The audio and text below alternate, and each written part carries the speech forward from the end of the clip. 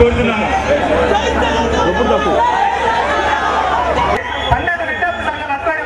ఈ సంఘీభావ సదస్సును ఏర్పాటు చేయడం సంపూర్ణ మద్దతు తెలంగాణ జర్నలిస్ట్ కూడా శాఖ వారు తెలియజేయడం జరిగింది. అదే కాకుండా సంఘీభావం కూడా పూర్తి సంఘీభావం ప్రకటించారు. మరి